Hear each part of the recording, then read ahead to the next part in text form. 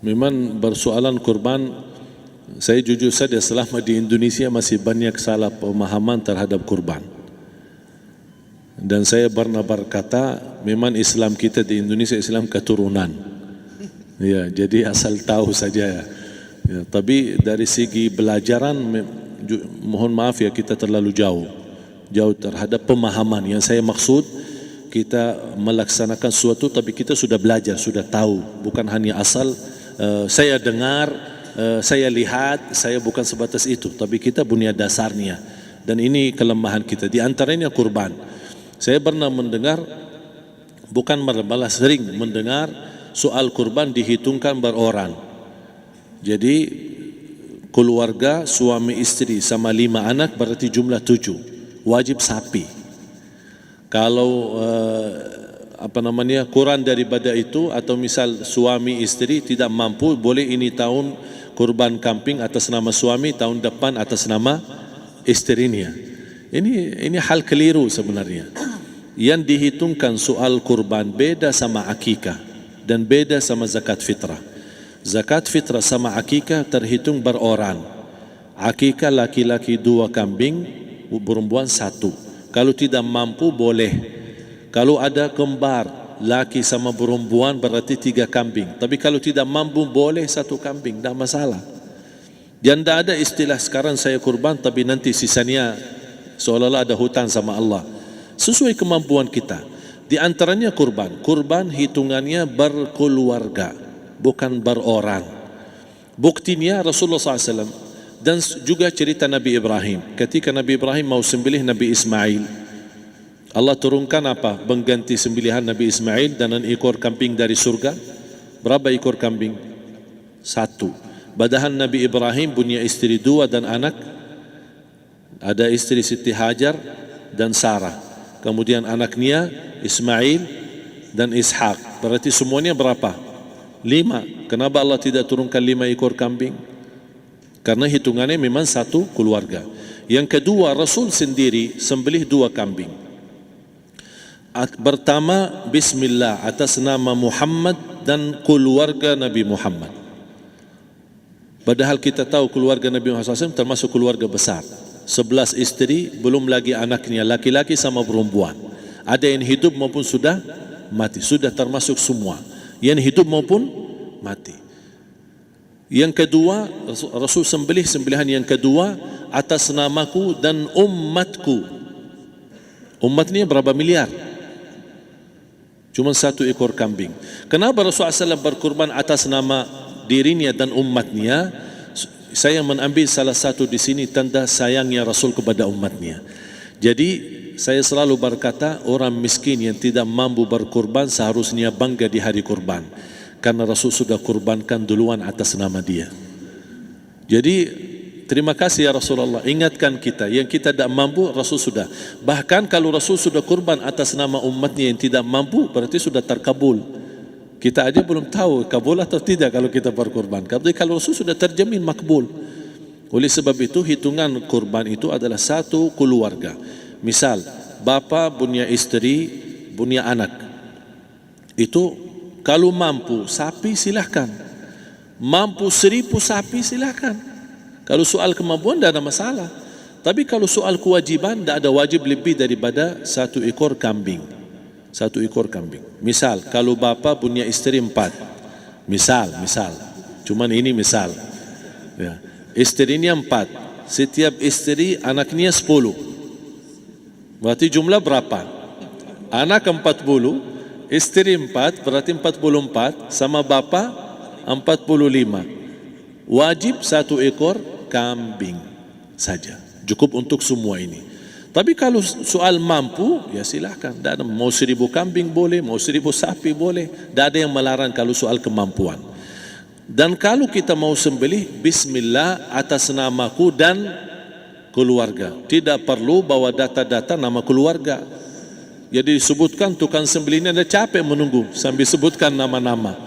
Tidak perlu. Udah Bismillah atas namaku dan keluarga. Termasuk kata atas namaku dan keluarga, termasuk orang tua yang sudah meninggal. Termasuk orang tua yang sudah, karena kita adalah hasil daripada orang tua. Itu sudah termasuk, tidak perlu kita sebutkan. Ada sebagian ulama membolehkan kalau kita mampu, mau khusus kambing atas nama orang tua, tidak masalah. Kalau kita mampu. Tapi kalau kita tidak mampu, itu sudah termasuk orang tua kita bersama keluarga besar kita. Ini salah satu kenikmatan, dan ini termasuk juga sedekah yang berguna bagi orang yang sudah meninggal di keluarga kita. Wallahu ta'ala alam. Dan juga masalah panitia, bisa kita mewakili. Kalau kita tidak mengerti sembelihannya dan tidak mengerti cara bagiannya. Tapi ada satu sunnah yang termasuk kehilangan sunnah ini, adalah banyak yang tidak mau makan dari hasil kurban. Padahal itu sunnah Rasul. Dari akikah boleh makan, dari kurban pun boleh makan. Bahkan sunnah SAW dibagi 3. Sepertiga pertama dihadiahkan. Maksudnya kata dihadiahkan kepada orang kaya.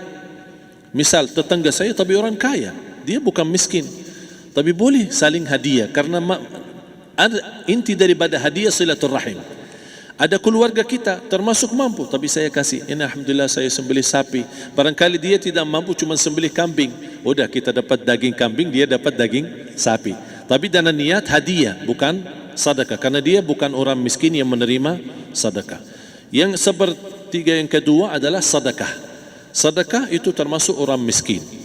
Yang ketiga, kita makan sendiri. Bahkan Rasulullah SAW selepas Idul Adha, beda sama Idul Fitri. Sebelum Idul Fitri dia makan kurma, meyakinkan batalan puasa. Tapi kalau Idul Adha tidak makan dan minum sebelum salat, kenapa? Bukan tidak berarti tidak boleh. Tapi Rasulullah SAW ingin pertama pembukaannya, buka sarapannya atau makan di pagi harinya selepas Idul Adha adalah dari hasil sembelihan kambing itu atau dari kurban. Jadi kita sebagian sedikit. Tapi kalau kita merasa alhamdulillah rezeki saya banyak di rumah, alhamdulillah banyak ada makanan, mau sedekahin semuanya, semua mau sedekahin, tidak masalah. Tapi yang saya maksud, kenapa tidak kita sekali-kali hidupkan sunnah Rasul? Jadi sebagian, walaupun ada sebagian sedikit lah, buat istilahnya sama sedikit porsi nasi atau apa, buat, karena kita berhak sebagai kita kurbankan lillahi ta'ala, kita berhak menikmati kurban ini yang lillahi ta'ala supaya kita mendapatkan keberkahannya, bukan hanya orang lain. Terus yang kedua ada masalah pembayaran.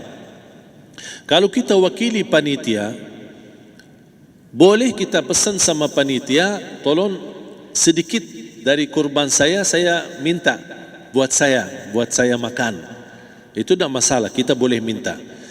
Dan boleh kita wakili, tapi kita tolong ingatkan, tidak boleh pembayaran hasil sembelihan itu dari kulitnya.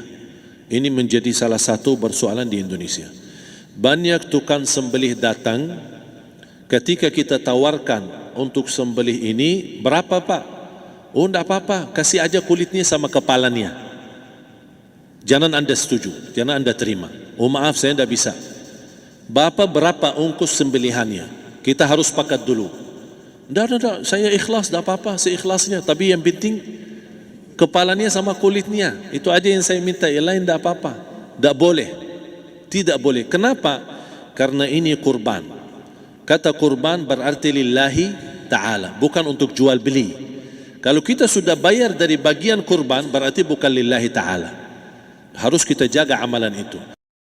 Tapi bagaimana cara jalan keluarnya? Kita harus sepakat, ijab kabul. Sepakat dulu, Pak, saya udah begini, saya kasih untuk sembelihan 50.000. Bapak setuju? Ya udah setuju. Selesai kan? Sudah sembelih, sudah potong, sudah semua. Lepas ini semua, kita kasih ongkos 50.000 ongkos sembelihannya. Habis itu, Pak, kulitnya sama kepala hadiah buat Bapak. Itu tidak apa-apa, tidak masalah. Tapi bukan untuk bayar sembelihan. Faham maksud saya? Harus dibedakan supaya jangan sampai amalan kita kurban habis biaya, habis ini malah tidak diterima karena sudah kita bayar sebagian daripada kurban. Saya silahkan bayar apa yang kita sepakati, mau hadiahkan kepada dia karena kita tidak bisa guna. Buat apa yang kita mau gunain kulitnya, tidak bisa. Tapi mereka, buat mereka lebih berguna, oleh karena itu kita bisa hadiahkan untuk mereka. Bahkan kita bisa juga kasih daging untuk mereka bisa menikmati sebagai sedekah. Wallahu taala alam.